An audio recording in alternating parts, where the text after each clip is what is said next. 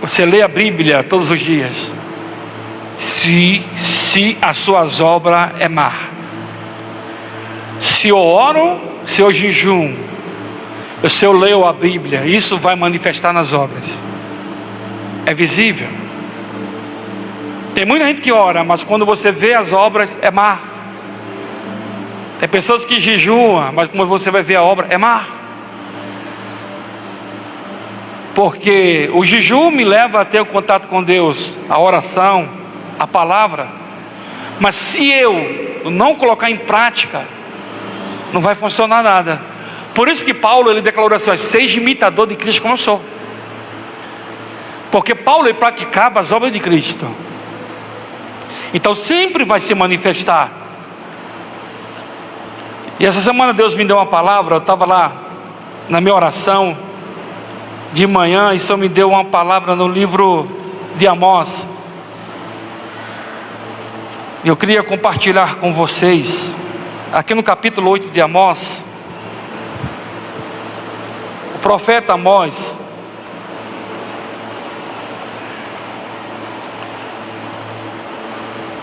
ele é profeta do reino do sul.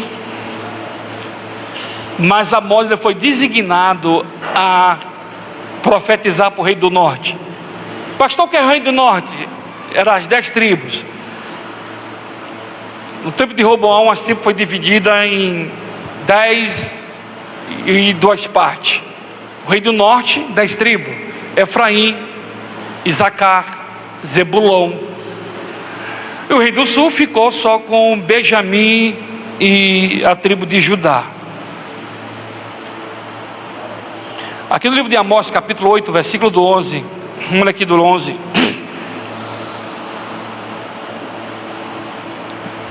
E diz assim, ó: então chegará os dias, declara o Senhor, o soberano, e que enviarei fome em toda a terra, e verei fome em toda essa terra, não fome de comida, nem sede de água, mas fome e sede de ouvir as palavras do Senhor. Os homens vaguearão e um mar outro, norte ao oriente, buscarão a palavra do Senhor, mas não encontrarão. Naquele dia os jovens, as jovens belas, os rapazes fortes desmaiarão de sede. Aquele que juram pela vergonha de Samaria, os que diz: juro pelo nome do seu Deus, ou Deus, Odã, ou juro pelo nome do Deus de Betseba, cairão para nunca mais se levantar. Olha só o que o reino do norte estava passando aqui. Quando nós falamos aqui a história, quem reinava aqui era o rei Jorão II. Jorão II que reinava aqui, ou seja, Jeroboão II. Jeroboão II reinava no reino do norte. Uma profecia que Deus tinha dado a Jeú, que em a sua descendência, olha como a palavra é poderosa, que a sua descendência ia ficar no reinado 4 gerações. Primeiro Jeú, depois Acais, depois Joás, e agora Jeroboão II. Era o rei nessa época aqui, no ano 750 a 752. Ele era rei. A diferença, ouça, a diferença entre os reinados, entre o vô e o pai e o bisavô, é que Jeroboão, ele trouxe prosperidade para Samaria. Era um reino próspero. Havia muita riqueza em Samaria no tempo de Jeroboão. Havia muita riqueza. Muita riqueza. Muita gente ficou rica, próspera. Só que com a riqueza que veio a corrupção e veio a injustiça. Foi um reinado mais corrupto. E foi um rei mais injusto.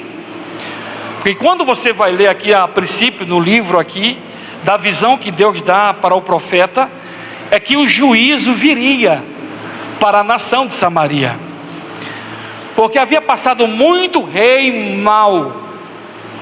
E o problema desse rei é que ele abria a porta para os deuses. E quando nós lemos aqui no 14, fala sobre Dan e Betseba, era onde estavam os deuses, aonde as pessoas iam prestar culto a esses deuses aqui.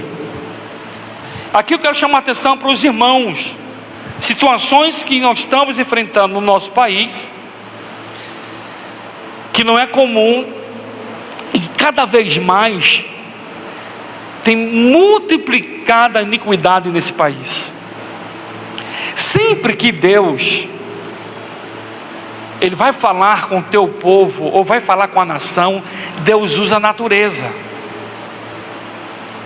Deus usa a chuva, Deus usa terremoto, Deus usa fome, tá? E Deus usa tempestades. Essas são as armas de Deus para julgar o seu povo e a nação. Quando você vai ler Bíblia, sempre Deus estava usando a natureza. E nesses dias aqui houve um terremoto. Você vai ler aqui, houve no capítulo 1 do livro de Amós, vai falar sobre um terremoto devastador que deu no tempo de Roboão. E essas situações, Rogério Bono, é para chamar a atenção do povo, para alertar os líderes que Deus não está aprovando a conduta desses homens. É tremendo que a corrupção não está só no governo, como aqui. É interessante, Rogério Bono, que quando você vai ler esse texto aqui e sobre Amós, você vai ver que a corrupção não estava somente no governo, estava nos comerciantes. Os comerciantes exploravam. Por exemplo, ele ia pesar 1 quilo de feijão, ele pegava a balança, você está entendendo? Estava 1 quilo, mas estava 800 gramas. Eles roubavam o povo. Isso estava contaminado em toda a nação. O povo já estava em dificuldade, o povo já estava na sua dificuldade, e os comerciantes, os impostos, tudo estava sobrecarregando o povo.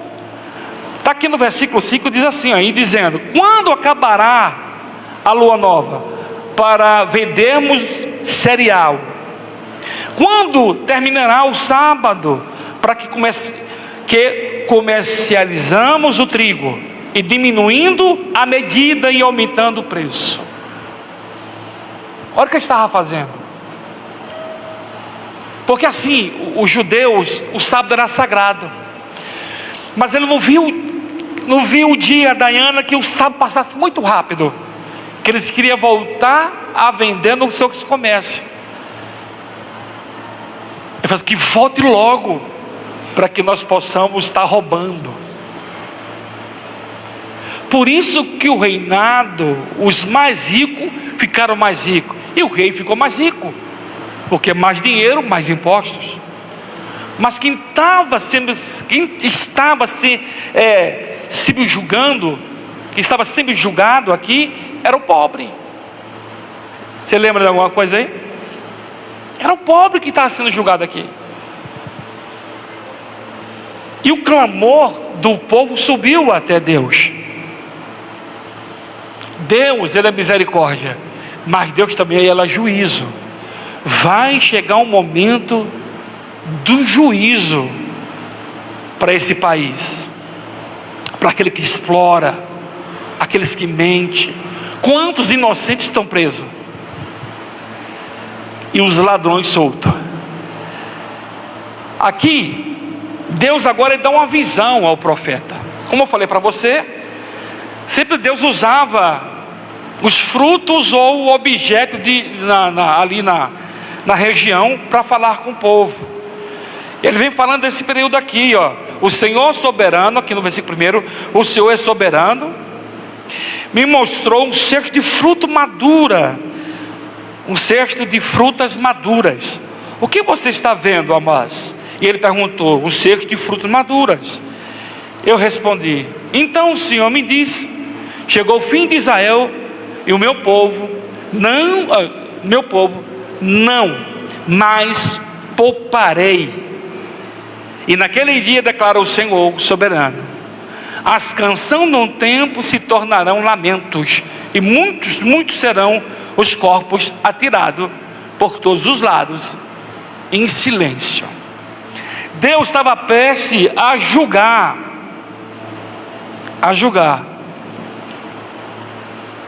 Samaria, porque o mal tinha subido de uma tal forma o mal tinha subido a Deus, que Deus falou assim: chega a misericórdia. Agora Deus ia agir, pelo fato que eles não queriam abrir mão da corrupção, da idolatria, da imoralidade, perversidade. Deus sempre dá um tempo para uma mudança, sempre dá. Nós não somos melhor que ninguém, nós somos pecadores, mas pecadores se esforçando a permanecer no caminho, a obedecer a palavra do Senhor. E quando uma igreja, ou quando uma cidade, ou quando pessoa, pessoalmente falando, ela insiste em viver no pecado, o pecado ela vira iniquidade. Quando vira iniquidade, aí vem o juízo de Deus.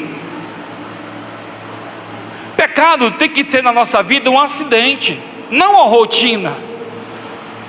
Eu pequei, mas eu vou diante de Deus, me arrependo, abro mão, me arrependo. O que é se arrepender? Você abriu mão onde você estava errando e você volta para o caminho, a viver a verdade. Aí vem a misericórdia de Deus. Mas quando eu insisto em viver no pecado, quando eu insisto e persisto, aí vira iniquidade.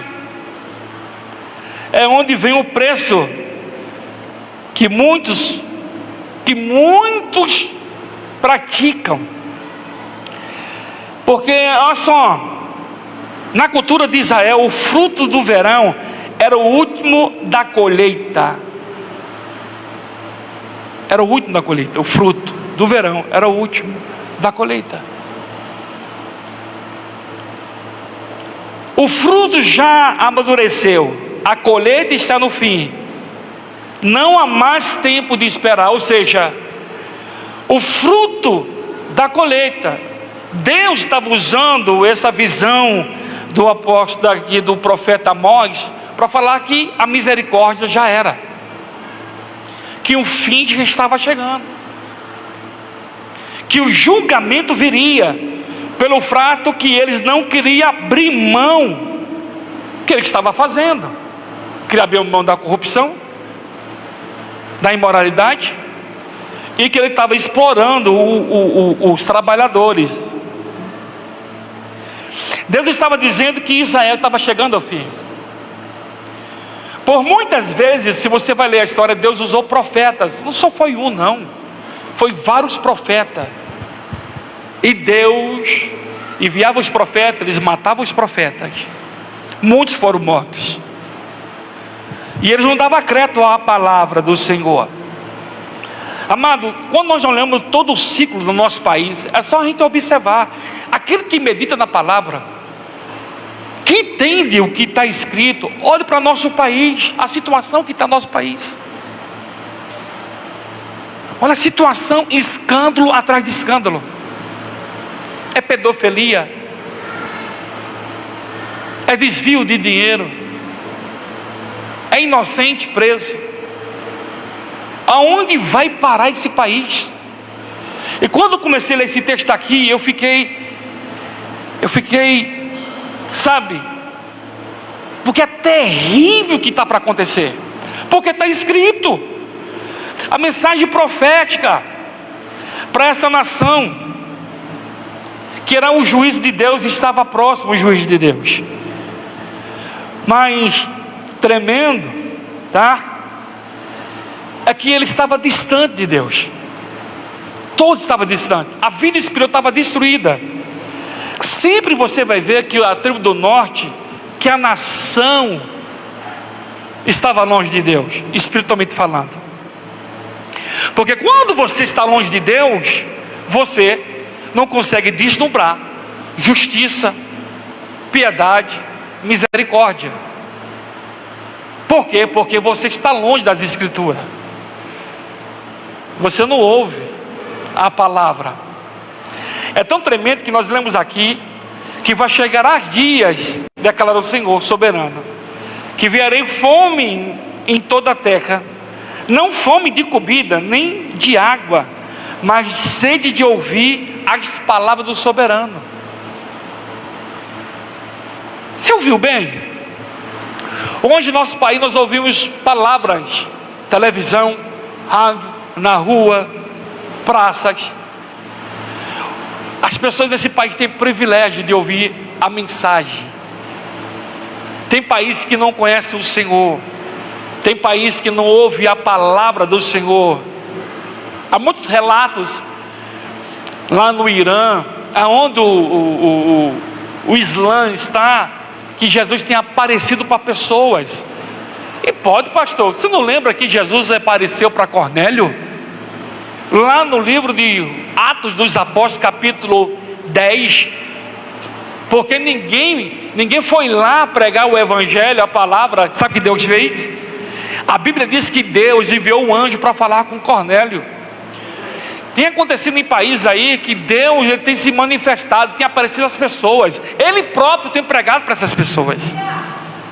Porque o fim está vindo. Pastor, sempre houve guerra, eu sempre falei aqui a semana passada, mas olha a situação que nós estamos enfrentando. As pessoas não têm mais amor ao próximo. As pessoas estão mesquinhas e egoístas. Pessoas que ela maquina contra você para destruir você. Pessoas que ela não é feliz. Pessoas que vê a sua felicidade, ela quer destruir a sua felicidade. Você sabe o que quer destruir a tua felicidade? É a inveja. A inveja é tão esquisita que você não tem nada, você só tem a sua família ali, tá? Você tem aquele pouco, mas você é feliz com aquele pouco, que as pessoas ainda têm inveja daquele pouco que você tem. Você está entendendo? A inveja. As pessoas não se contentam, e o profeta aqui estava falando sobre isso aqui. A nação que estava perdida, o líder estava perdido, os príncipes estavam perdidos, mas Deus queria resgatar, mas não teve jeito. Eles endureceram o coração. Olha só, Deus é paciente, mas existe um limite. Existe um limite, até Deus tem limite. Muitos séculos se passou, muitos reis se passou. Aqui eu estou falando só dessa família aqui, foi quatro que passaram no reinado. E esses quatro que passou, Sueli adoraram o bezerro de ouro. Jeú começou bem e terminou mal. Acais seguiu os passos do pai, foi se prostrar diante do bezerro. Veio Joás, que também se perdeu no meio do caminho. Agora Jeroboão, que se perdeu também. A importância de nós ler a palavra, é a palavra que liberta. No princípio era a palavra, e a palavra estava com Deus, e a palavra era Deus. O verbo, essa palavra aqui. Por isso que você não tem que abrir mão da palavra. O salmista, ele fala sobre isso. O salmista, quando ele fala da palavra, ele é bem incisivo, né? Medita nessa palavra de dia e de noite. Assim será como uma árvore perto de ribeiros de água. No tempo oportuno prosperará. Você está vendo que a prosperidade, ela está ligado a você obedecer, a você ter relacionamento com Deus. Só que o profeta, ele está falando, só que ele não estava dando ouvido. Aqui no trecho diz assim, naquele dia, declarou o Senhor, o soberano, as canções no templo se tornarão lamento. Olha só, que as canções no templo virarão lamento. Ou seja, ele estava vivendo o melhor momento, Rogério, comendo e bebendo. Ele estava festejando. Você vê a alegria deles? Não, cabe o sábado para nós trabalhar, para nós ter mais. A questão aqui não é que você não pode ter suas coisas porque você não pode trabalhar. Não é sobre isso. É porque eles abriram mão de Deus. Eles abriram mão de Deus. A questão não é você trabalhar, você tem a sua empresa, ter as suas coisas, você viver a sua vida, comer, beber. A questão é que eles abriram mão de Deus. Esqueceram de Deus. Ele ia prestar culto ao Deus lá, o bezerro de ouro, porque eles não queriam se prostrar de Deus, porque sabia que seguir Deus, ele tem que mudar de hábito. Ele tem que parar de roubar o povo, parar de adulterar, de mentir. E eles não queriam isso. Você sabe, essa falsa prosperidade que muitos vivem, a falsa prosperidade que o mundo vive. Por que, pastor? Porque o homem vai passar a vida inteira trabalhando, conquistando, tendo, mas o final é como Salomão diz: nada vale tirar o comprador. Nada vale. Porque se eu trabalho a minha vida inteira, eu conquisto as minhas coisas, mas eu não tenho Deus, que prosperidade é essa? Porque quando Deus me chamar, eu não vou levar nada.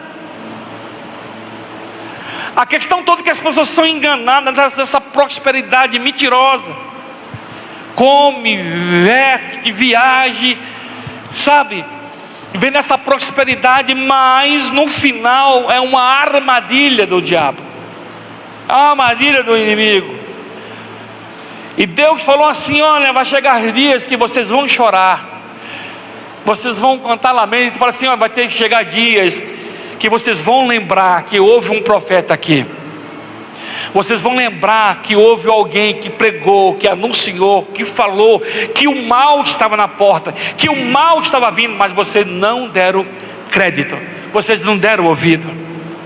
Hoje nós estamos pregando a palavra, anunciando situações que nós estamos vendo com os nossos olhos. A nossa geração está vendo com os olhos o que está acontecendo, só não no nosso país, mas no mundo. É sinal. Deus está falando, e Deus tem usado a natureza para você acordar. Muitos têm morrido, para outros enxergar que Deus não está feliz com a nossa nação, e que Deus não está feliz com a nossa casa. Pastor, mas eu estou no caminho. Mas nós temos que anunciar o Evangelho. Como? Com a nossa vida. Hoje nós temos o privilégio nesse país de pregar a palavra. Vai chegar dias nesse país que eu e você não vai poder mais pregar essa palavra. Guarda isso. Vai chegar dias que não vai haver mais igreja nesse país. Vai chegar dias que você não vai pregar mais na praça. Vai fazer igual na China, vai ter que entrar em mata dentro para pregar, anunciar e falar na mata. Vai chegar esse dia. Deus estava usando esse profeta para alertar a nação, para chamar a nação: olha, o mal está chegando. Mas eles não deram ouvido, eles não deram crédito, porque assim eles viviam na mentira, afastaram da oração e escondiam os seus pecados. Olha só, vou repetir: eles viviam na mentira, se afastaram da oração e viviam escondendo os seus pecados, até que a colheita chegou. Não tem como esconder de Deus. Chegue diante de Deus, Senhor, eu sou um pecador. Aqui é a minha vida, eu sou essa pessoa, Deus, ajuda-me. E o profeta ainda diz aqui no versículo 6, olha o que ele diz: comprando o pobre com prata e o necessitado por um par de sandálias, vendendo até a palha como com o trigo. Olha a situação, tá? Vendi a palha com trigo. E o Senhor jurou contra o orgulho de Jacó: jamais esquecerei coisa alguma do que eles fizeram. Deus falou que não ia esquecer. Ouça aqui para mim, ouça. A Bíblia diz que um rei da Síria, no ano 700, levantou uma potência. A Síria, ela foi uma potência há 300 anos. Ela subjugou Samaria. A Bíblia diz, amado, que quando eles subiram contra Samaria, eles destruíram Samaria. Como pastor, destruíram Samaria. Cercaram, mataram homem, mataram mulher, destruíram tudo. E levaram Samaria 120 anos para o cativo. 120 anos, e a Bíblia diz que de lá nunca mais voltaram. Deus antes tinha avisado ao povo aqui. Eu quero que vocês entendam, que vocês compreendam, que Deus chamou você e a tua casa para um propósito. Deus colocou a palavra dentro da tua casa. O soberano está dentro da tua casa. É Deus que está lá.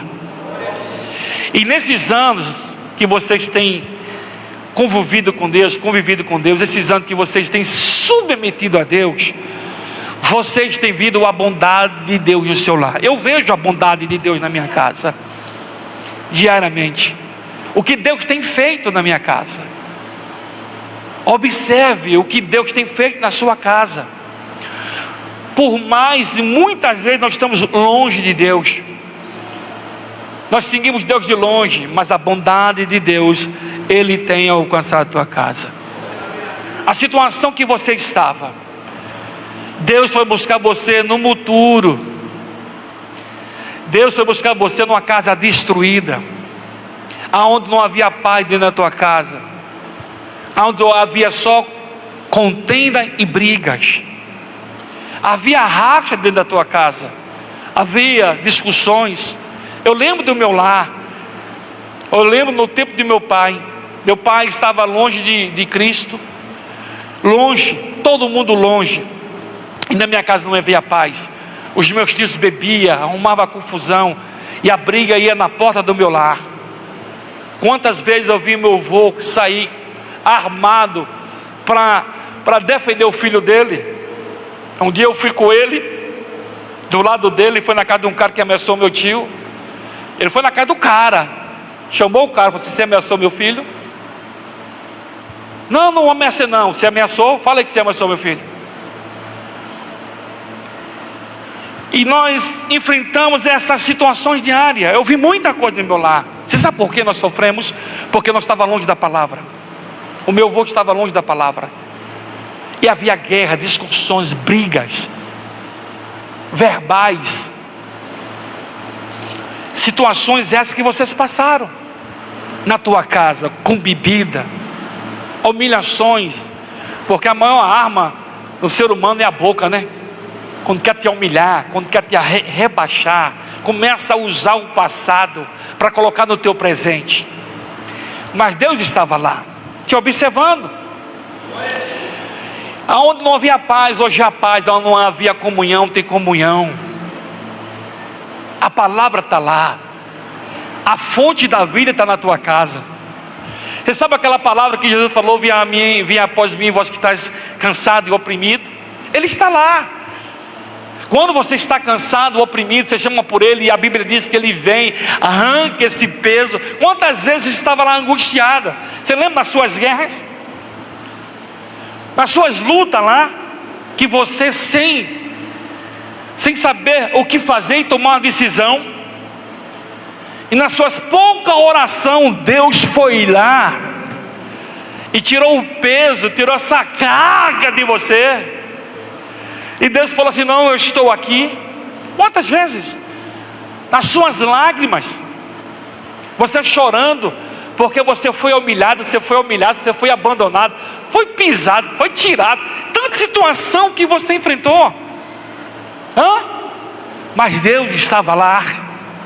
Você nem conhecia Ele, mas Ele já te observava, porque a palavra tem esse poder transformador, poder de curar, de libertar, de alimentar, de levantar, de fazer assim: vai que eu sou com você, não te abandonei, eu estou com você todo esse tempo.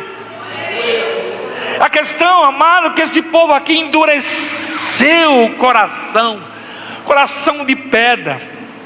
Bem-aventurada quando o Espírito Santo fala, e quando o Espírito Santo falar, não endureça o teu coração, não endureça, mas abra o teu coração, deixa o Espírito Santo discipular você, deixa o Espírito Santo dirigir você, porque quando o Espírito Santo dirigir você, amado, a tua vida vai mudar. Isso é visível, há mudança. Só há mudança se eu der liberdade para que o Espírito Santo molde o meu caráter, molde a minha vida.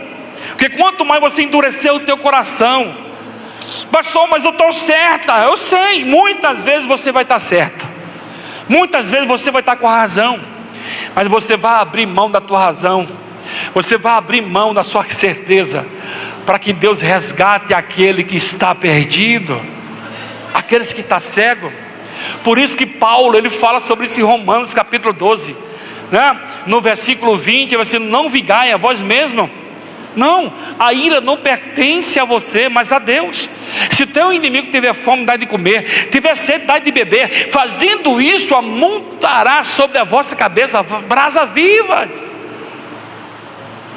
Brasas vivas. Muitas vezes você vai estar com a sua razão, mas você vai abrir mão para aquela pessoa, ela caia na sua consciência: poxa, eu só tenho feito mal para Maria, sou eu que tenho aborrecido a vida dela e ela ainda me pede perdão. Eu que estou prejudicando a vida do João, do Pedro, mas é o João e o Pedro que me pedem perdão. A palavra tem esse poder, a palavra tem o poder de trazer vida, de trazer esperança, de trazer expectativa. É isso que a palavra fala. Você está entendendo? O poder da palavra. Então eu estava nessa situação, por isso que veio essa palavra aqui. Vou repetir para você: então chegará dias, declara o Senhor, o soberano, em que virei fome em toda essa terra. Fome, não fome de comida, nem de beber água, porque ele estava próspero aqui, ele estava vivendo bem, o país todo estava prosperando, só os pobres que mais pobres, mas o país aqui estava bem, mas não tinha palavra. Deus não estava lá. Que adianta eu estar com minha casa cheia, com o meu celeiro cheio, com o meu carro cheio de gasolina, e a minha vida vazia sem Deus? Se Deus não estiver lá, se Deus não estiver, nada funciona. Não se contente só com a sua prosperidade, mas se polícia ver se Deus está com você. Observe se você está praticando a palavra, se você está vivendo essa palavra, se você está se esforçando em viver essa palavra com Deus. Esse é o ponto. Porque hoje as pessoas, amadas, a palavra tem criado comichão nos ouvidos. As palavras, da Bíblia tem criado comichão nos ouvidos. Quando a Bíblia fala sobre doutrina não é nem uso e costume, doutrina é a palavra, doutrina dos apóstolos. Seguir o que a Bíblia diz e viver a expectativa, o que a palavra está falando. A minha expectativa tem que ser essa. É que a palavra tem falado comigo. Ele está falando aqui que esses homens iam buscar palavra no norte e no sul, e não iam encontrar mais. Vai chegar dias que as pessoas vão atrás. Tem até um louvor, né? Um louvor que eu ouvia muito nas assembleias. Cadê aquele povo barulhento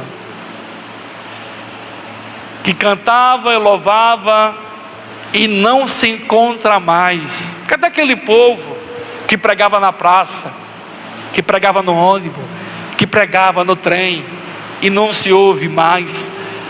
Cadê aquele povo que pregava nas esquinas, gritava: Deus está voltando, Jesus está voltando?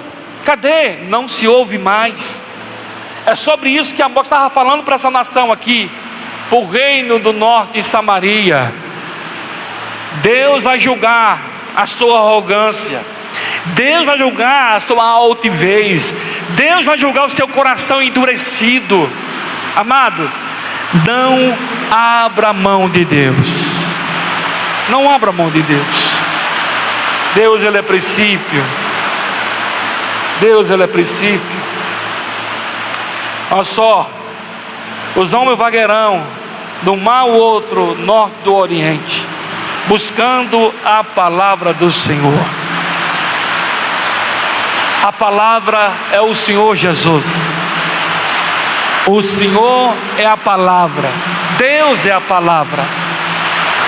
Então não abra mão de Deus. Não abra mão de buscar Ele. Não abra mão de ter intimidade com Ele. Não abra mão de clamar e bater na porta: Senhor, estou aqui. Porque sempre o Senhor, Deus vai estar nos guiando, e o Espírito Santo vai nos estar conduzindo ao propósito. Ao propósito, que é a palavra. É tão tremendo. Coloca aí, Gustavo, Josué capítulo 1, versículo 7 e 8. A palavra. Olha o que a Bíblia diz no livro de Josué capítulo 1, versículo 8. Sobre a palavra. O conselho que Deus deu para Josué. Achou? Olha só. Não deixe de mencionar as palavras desse livro da lei, e de meditar nelas de dia e de noite, para que você cumpra fielmente tudo o que nele está escrito. Desse modo vocês fará e prosperará os seus caminhos e será bem sucedido. Foi quando Deus chamou Josué. Amém? Foi quando Deus chamou Josué, que a palavra, ela faça parte da tua vida. E quando você ouvir as palavras, você a pratica, que viva ela. Olha lá, não fui eu que ordenei a você? Seja forte e corajoso, e se aprovarei nele. Não desanime, pois o Senhor, seu Deus, estará com você por onde vocês andarem. Então, amado, esse é o processo. Aqueles que abriram mão da palavra se perderam. Aqueles que abriram mão da palavra caíram no meio do caminho. Mas aquele que permaneceu na palavra venceram. Chegaram no propósito de Deus. Amém? Se põe em pé. Cadê as meninas? Vem cá. Orar por você. Não abra mão da palavra. Não abra mão da palavra. Não abra mão daquilo que o Senhor Jesus. Pai, em nome de Jesus. Senhor, eu quero colocar os seus filhos nas tuas mãos, Deus. Espírito Santo, o Senhor é Deus. O Senhor não conhece os seus filhos, mas o Senhor conhece. O Senhor sabe que eles necessitam, o que eles precisam, Deus.